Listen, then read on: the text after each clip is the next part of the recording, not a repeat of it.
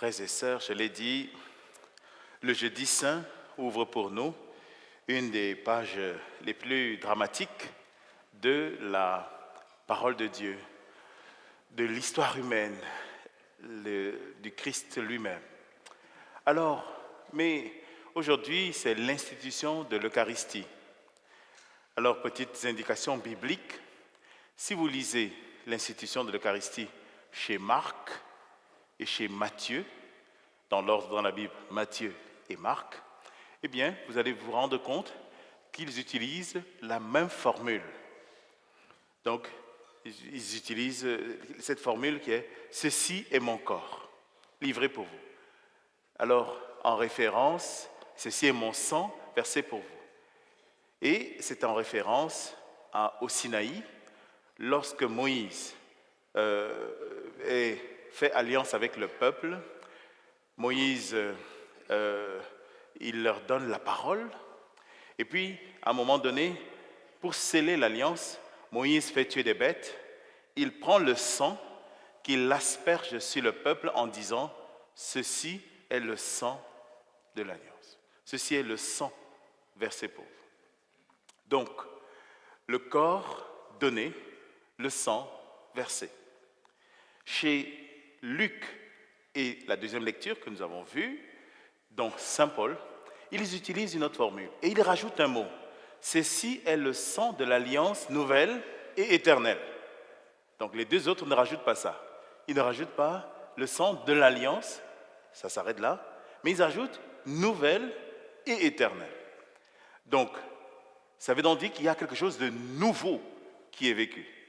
Ce n'est pas la répétition de l'ancienne alliance, c'est une nouvelle alliance inaugurée par le Christ. Et c'est cette formule que nous avons gardée à la messe. Quand le prêtre prend le calice, il dit « Ceci est le sang de l'alliance nouvelle et éternelle ». Et qu'est-ce qu'il y a de nouveau dedans? Et qu'est-ce qui se vit comme parole éternelle, mouvement éternel? La nouveauté, c'est que ce n'est plus le sang d'une bête, c'est le sang de Christ lui-même, de Dieu qui se donne pour faire alliance. Mais, alors du coup, vous comprenez que lorsque nous communions au corps et au sang du Christ, nous devenons une seule chair avec Jésus. Ça ne se voit pas, hein? Mais pourtant, quand je dis le corps du Christ et que tu dis Amen, il faut que tu communies, il faut que tu assimiles le corps du Christ que tu viens de prendre et que tu te laisses assimiler par Dieu. C'est Saint Augustin, formule de Saint Augustin. Tu crois que tu manges Dieu, c'est Dieu qui te mange. Attention, comprenons-nous, c'est Dieu qui t'assimile. Donc, tu deviens un seul corps avec le Christ. C'est les images de l'amour, je vais arriver dessus. Un seul corps, comme partageant le même corps, le même sang. On dit ça des frères et sœurs. D'accord? On dit, les frères et sœurs, ce sont ceux qui viennent de la même chair et du même sang. Chez nous, vous savez que nos parents, ils avaient beaucoup d'enfants. Là, Donc du coup, on ne savait pas toujours qui est le père de qui ou la mère de qui. Donc on disait, lui c'est mon frère de même sang. Donc même mère, même père, mais pas même mère. Oh, là c'est compliqué. Bon. Ou bien c'est le frère de la cousine, de la nièce, de la camarade, de la maman. Bon, ok. Bon, on s'en sort. Ok, tu es mon frère, c'est bon. Donc, vous voyez, dans le corps et le sang de Christ que nous recevons, nous devenons frères et sœurs de Jésus, dans le même sang. Et vous avez remarqué une chose. Vous avez des frères, vous avez des sœurs à qui vous ne parlez pas. Vous ne partagez pas la même vie. Donc, nous pouvons avoir le même corps, venant du même sang, mais sans partager le même esprit. Et voilà que Jésus va plus loin. Donc, cette alliance nouvelle et éternelle fait référence au prophète Jérémie, au chapitre 31, c'est facile à retenir, 31, c'est lui le prophète. Non. Donc, le prophète Jérémie dit ceci, voilà, je mettrai ma loi au plus profond de leur cœur et je leur donnerai un esprit nouveau. Donc c'est ça, voilà la nouveauté. C'est que non seulement c'est Jésus qui donne son sang pour moi, mais il me donne son esprit pour que je ne devienne pas simplement configuré à lui, ayant le même corps et le même sang, mais partageant la même vie. Voyez? Et donc le même esprit. Donc, voilà que nous sommes, du coup, la configuration est parfaite, elle est totale. Alors, ça nous invite alors ça change notre manière de recevoir l'Eucharistie. Donc, quand je dis le corps du Christ, si j'étais riche, on ferait aussi le sang du Christ pour tout le monde. Je donnerais même une bouteille, on serait ivre de Jésus. Hein, ivre de Jésus. On avait un frère qui s'appelait Yves de Jésus, on l'appelait comme ça. Donc, on serait comme sous du Christ, voilà, porté par son amour merveilleux. Parce que lorsque je vais communier, oui, je communie au corps du Christ, mais je suis invité à participer de son esprit. Donc, ça va beaucoup plus loin qu'une simple configuration. Elle doit être totale. Elle doit aller jusqu'à la vie du Christ. Alors, l'évangile que nous avons entendu, qui est celui du lavement des pieds, vient maintenant nous donner le sens. Comme toujours, les autres évangiles nous indiquent le fait, Saint Jean nous donne le sens. Alors ça, si vous lisez, c'est une autre petite indication exégétique ou dans la parole de Dieu. Souvent, dans l'évangile de Saint Jean, c'est pour cela d'ailleurs que dans des grandes fêtes, on lit l'évangile de Saint Jean. Le jour de Noël, l'évangile de Saint Jean, chapitre 1. Aujourd'hui, l'évangile de Saint Jean. Demain, c'est la Passion selon Saint Jean. Et puis le dimanche de Pâques, c'est l'évangile de Saint Jean. C'est que l'évangile de Saint Jean ne nous dit pas simplement les faits, il nous donne le sens. Mais quel est donc le sens? Pourquoi Jésus donne sa vie dans son corps et son sang? Jésus donne sa vie d'abord comme service. Il y a une sainte brésilienne qui s'appelle Irma Dussi. J'ai eu la chance de participer à sa béatification et j'ai servi dans un des hôpitaux qu'elle a ouvert. Alors, Irma Dussi disait ceci: nous pouvons faire de notre vie, nous pouvons mettre comme devise de notre vie, aimer et servir. Si tu appliques ces deux règles, tu as tout fait. Aimer et servir. Et donc, Jésus nous dit ceci: il ne suffit pas d'aimer en parole. Il faut que ce soit un acte concret du don de ta vie. Selon la parole de Jean-Paul II, dans Don, un livre qu'il a écrit pendant le Concile Vatican II qui s'appelle Don et... Bon, enfin, Don... je vais trouver. Jean-Paul II dit ceci: tu veux vérifier la qualité de l'amour, vérifie la qualité du service, du don gratuit. Donc, là où on se donne gratuitement. Donc, le service vient révéler, ou plutôt vient rendre tangible la qualité de l'amour.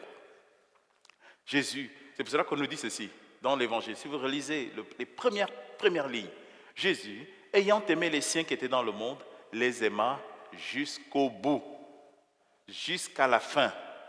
Donc, ce n'est pas l'amour d'un moment. Est-ce que tu m'aimes? Oui, aujourd'hui, un peu. C'est jusqu'au bout. Et c'est quoi le bout? C'est au don de sa vie. Donc, il se penche sur les pieds de ses disciples pour dire, aux pieds de ses disciples, on va voir d'ailleurs pourquoi c'est les pieds. Parce qu'il aurait pu laver les mains, là, hein, en disant, oh là là, c'est la Covid. Bon, ok, il faut laver les mains. Non, il a lavé les pieds. Donc, il les aime jusqu'au bout, jusqu'au don de sa vie, pour des gens qui ont les pieds sales. Puisque c'est le lieu de la marche. Mon chemin de vie n'est pas propre. Les espaces sur lesquels je marche ne sont pas propres. C'est à l'image de ma propre vie, qui est une vie qui porte le péché. Mais il donne sa vie pour celui qui est pécheur. Il m'aime jusqu'au bout, jusqu'au don de sa vie. Vous voyez, c'est pour cela que les martyrs sont pour nous, dans l'Église, c'est la plus grande manifestation de la vie chrétienne. C'est lorsque tu donnes ta vie pour le Christ et pour tes frères. Donc, le pape François a fait rajouter dans les critères de canonisation, par exemple, des gens qui ont donné leur vie dans la charité. Donc, parce que ça fait voir de façon réelle que nous portons l'amour. Je disais ça à quelqu'un aujourd'hui ou hier, je disais, le service fait pour nous voir l'amour. Parce que ce n'est pas le service de... prenons un exemple, bon ok, vous voyagez en avion et puis l'hôtesse de l'air. Ah, c'est pas un service d'hôtesse de l'air là. Bonjour. Non. Là, elle fait sa job. Oui, ça implique de faire sa job. Mais fais-le avec amour. L'amour remplit ton cœur. Ah, du coup, tu fais voir Dieu. Et tu fais voir Dieu même en lavant les pieds de Judas. Ah, c'est ça qui est le plus touchant là-dedans. Il aurait pu arriver à Judas en disant non, toi, tasse-toi. Ou il arrivait à Pierre en disant toi, non, pas toi. Et Jésus le dit, si nous aimons ceux qui nous aiment, quel mérite avons-nous? Les autres font pareil. Mais si nous aimons jusqu'à ceux qui nous ont fait du mal et que je sais qu'il va me faire du mal, mais je lui lave les pieds pareil. Donc je lui montre que je l'aime. Et mon frère écrivait là-dessus, il disait, c'est une ultime tendresse de Jésus pour Judas. Et pourtant, Judas, il a fermé son cœur à l'amour. Donc, c'est d'aimer même celui qui me trahit. Pas de la petite trahison, mais de la grosse trahison qui met ma vie en jeu. Et Jésus l'aime quand même. Non, il l'aime totalement. Il donne sa vie même pour lui. Alors, voilà le grand enjeu de notre célébration, mais de notre vie chrétienne en général. Toute notre vie est portée par l'amour et le service. Et toute notre vie, c'est faire comme Jésus. Et puis Jésus le dit d'ailleurs, vous m'appelez maître et seigneur, et je le suis. Mais si j'ai fait ça, vous aussi, vous devez le faire. Et du coup, c'est ce qui nous permet de manifester, de révéler l'amour, la victoire de l'amour de Dieu. L'amour sentimental, c'est bien, ça fait du bien à notre cœur. Mais l'amour blessé, mais guéri par l'amour, révèle encore plus la victoire de l'amour de Dieu. Alors voilà, en célébrant aujourd'hui ce jeudi saint, nous allons refaire un peu les gestes de Jésus. On va laver les pieds de quelques-uns qui nous représentent tous. Mais c'est une mission que Dieu nous donne. Cette mission, c'est que regardons autour de nous. Beaucoup de gens ont ces pieds sales. Ça m'a frappé tantôt, juste avant la messe, il y a un type qui est passé, il dit, je ne peux pas rester à la messe, je sors du travail, il était tout sale et tout. Et je me suis dit, en fait, c'est à toi qu'on devrait laver les pieds. Tu sais. Voilà, parce que tu es à l'image de ce que nous célébrons aujourd'hui. Alors, nous allons répéter ce geste.